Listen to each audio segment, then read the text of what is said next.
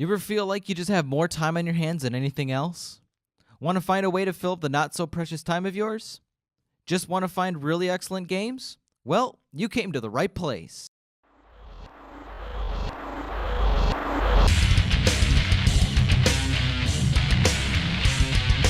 I'm Darien, and this is 10 time sinks in gaming that will absolutely make you forget that anyone ever kept track of time. Grand Theft Auto is the premier sandbox open world game of the current generation of gaming. If you haven't played at least one of these games in your lifetime and claim to be a gamer, you are lying to yourself. The games have always been about mayhem, with each entry getting more and more in depth and the game mechanics getting more intense so that your rampages can be the best you can ever have. It's only a shame that Rockstar Games has focused all their attention to the online MMO-style component of Grand Theft Auto 5 instead of giving us new story content set in the 2013 rendition of San Andreas. Let's just hope that the next Grand Theft Auto will be set in Vice City in the 1980s. We all know that a 10-minute romp could turn into multiple hours being chased by police and seeing how long you can last before you're blown up by either the military or by your own shenanigans.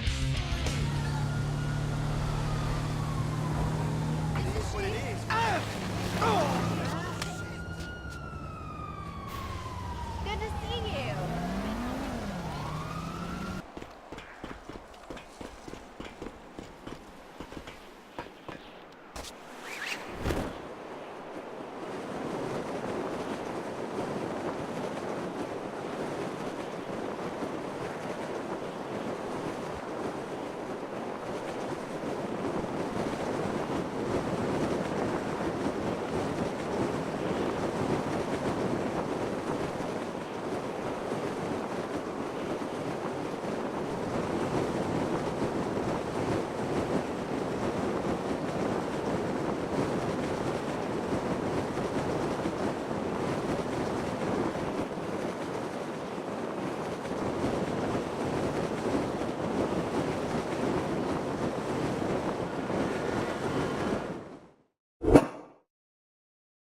MMOs, or massively multiplayer online games, are designed to be social outings, even to the most introverted people. I personally enjoy a good MMO once in a while, especially some Mabinogi. I'm not a huge fan of World of Warcraft, but I would be crazy not to mention that, as it is one of the most popular and long-running MMOs of all time. MMOs have such addictive properties to them, along with social elements to create and maintain friendships that will make you eager to jump back in and spend precious hours playing. MMOs are probably one of the easiest ways to waste hundreds of hours of your life, so you can get to the end with maybe a few friends you met along the way. But then again, just meet up with friends you already know, but sometimes finding people you do know is harder than those you met in-game. I would recommend doing your research before joining an MMO because some don't stay popular enough to run for years, and you could end up wasting your time and money on something that could shut down in the course of months. There is an MMO for everyone at this point.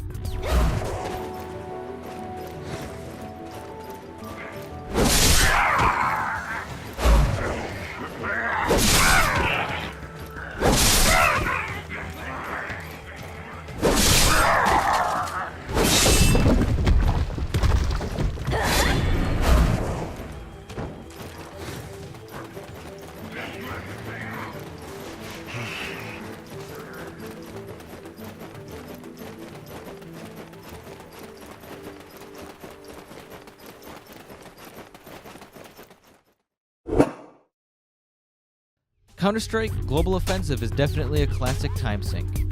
The series has been around since the 1990s and has a pretty addictive structure to how the matches are played out until the winner is obvious. Valve has done some questionable things to the menu layout and game modes over the years, but if you're looking for the awesome bomb defusing mode with terrorists versus not terrorists, you don't need to look very far. CSGO still plays great and gets weapon balancing quite frequent, keep the game fresh and fair. Also gives you a reason to test out weapons that weren't too hot and see if it changed to your liking or not. If you have something important coming up in the day, don't choose CSGO because you'll definitely forget about it.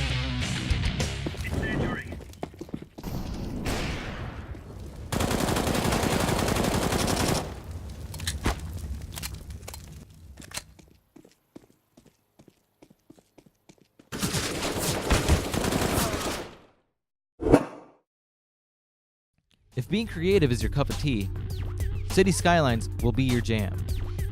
This game will definitely make you forget about your day as you go from building a tiny few block town to eventually a metropolis, if you know what you're doing, as it's easier to make a city that fails. But if you find the perfect flow, the game can essentially last forever. This game also has loads of DLC and adds more features for extended playability. I recommend playing the PC version of this game due to needing more precision and generally running better than the console ports, and have a few features missing. I would like to state that if you want to enjoy the game for the first time, avoid the Nintendo Switch version. Runs like garbage once your town gets larger than a few blocks. It's just too much, especially in handheld mode.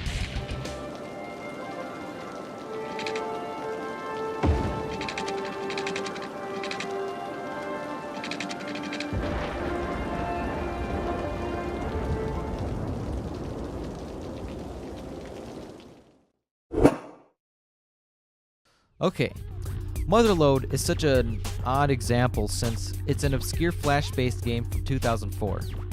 I'm referencing Motherlode Goldium Edition, which comes with a sequel and sort of reboot, Super Motherlode, on Steam, or you can buy it off of XGen Studios' own website alone. But who would do that when you can get the sequel for an additional $5? This game could be found on some of those Flash sites too, for free, and doesn't include as much content, but it's still a way of sinking too many hours into the roguelike digging adventure fun. In this game, you control an odd digging machine to collect ore and relics to sell so you can upgrade your vehicle to dig down further, more safely, since you have to surface again after tremors in the earth can cause it to become impossible as your path could randomly get blocked, and there is no way of digging up. Only flying back up. I spent many hours of my youth playing the game on miniclip.com back in the day, and only have recently decided to buy the game because most web browsers are getting rid of Flash support due to the many security loopholes that could put your information in danger, but some browsers have their own version of Flash support that are safe to use.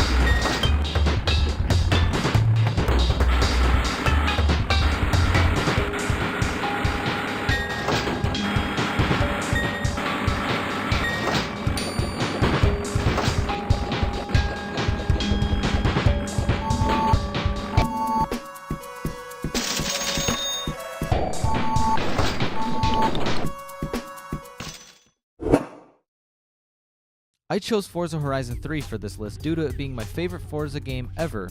Even though we have more recent Forza Horizon, this one has my favorite event structure that has helped me sink more time into it than any other racing game.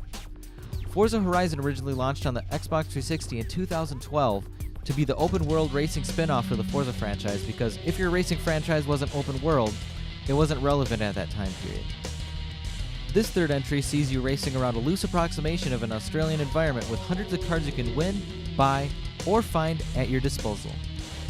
The DLC for this game is also pretty awesome and worth it, as you get a whole snowy mountain or a literal Hot Wheels track map complete with enormous versions of the famous orange track pieces. The world is well designed with a huge chunk of road used for the super long Goliath race, which takes pretty much most of the outside roads of the map that is mostly straighter highway you can go really fast on. And a few cars can go most of the way without letting off the gas and go over 200 miles per hour. This game has endless customization and personalization for the whole roster. Your playthrough of this game will be pretty much different from everyone else's. There are some showcase events that put you in races against stuff like jets, train, helicopter carrying a classic Jeep, and so on. This game is nuts.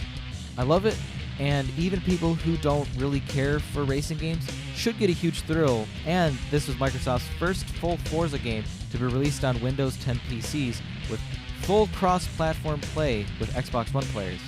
And you don't need to pay to play online on PC. So, you can play with your friends no matter the platform they buy it on.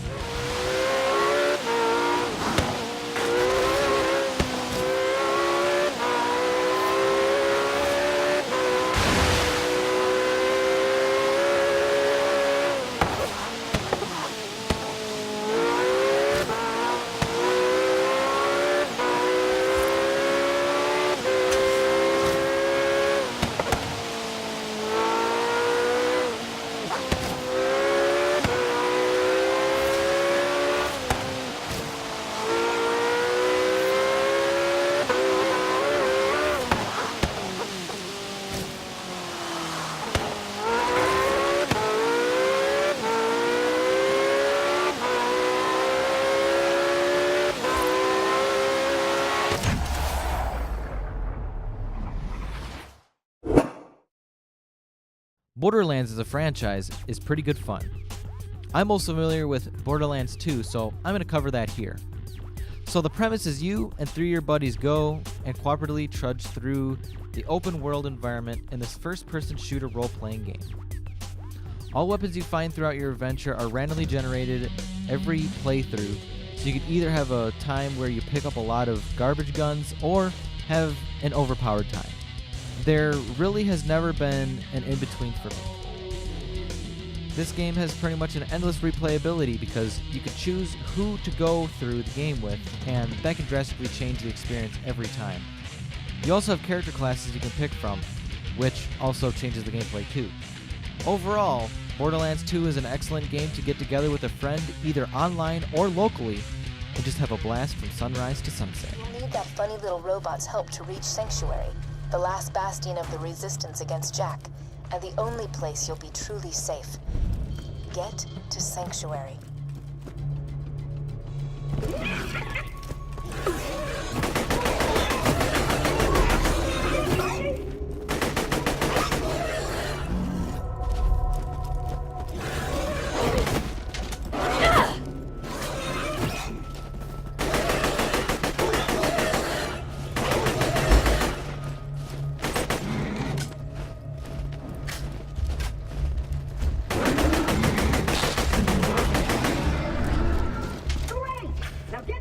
Before more bullymongs arrive. You still there? Many thanks, friend of friends. Onward! Monster Hunter as a franchise has always been a grindy and addictive formula of self-improvement, not by numbers increasing, but your own ability to actually get better at the game to dodge incoming attacks from the dinosaur-sized monsters, so you can craft stronger weapons and armor, so you can afford to make a mistake or two in the late game, and to quicken the carnage released on the monsters to have them perish to your almost obsessive and morbid destruction of their lives. No matter the game in the main line, your experience is going to play out almost the same, with the newer game introducing more and more game mechanics to spice things up. Some quests you do can last upwards of almost an hour if you're behind the monster strength to your own weapon strength curve, or if you keep losing track of the monster. Get together with your friends and hunt to your heart's content.